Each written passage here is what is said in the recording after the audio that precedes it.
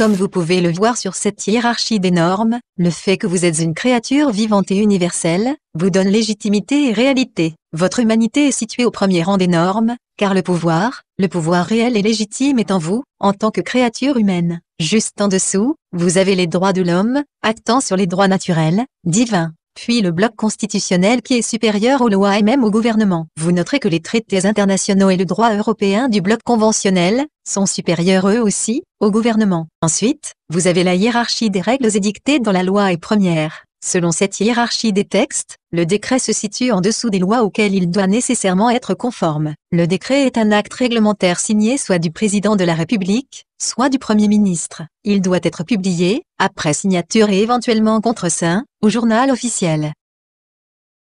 Un décret ne peut que se référer à un texte, vu la loi numéro 2020-290, du 23 mars 2020, d'urgence pour faire face à l'épidémie de Covid-19.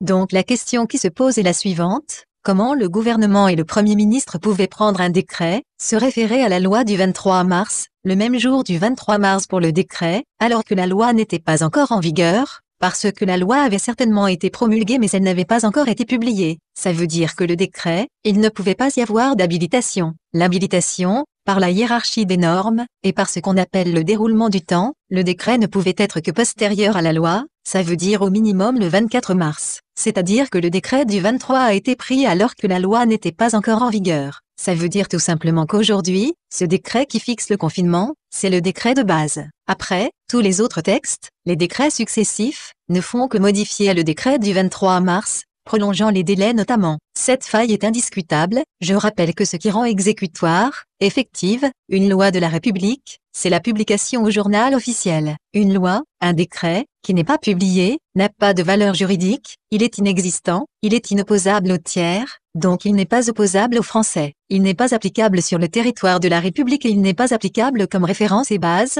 si le décret qui a été pris l'a été au moment où la loi n'avait pas encore donné l'habilitation au gouvernement auquel pouvoir s'y référer.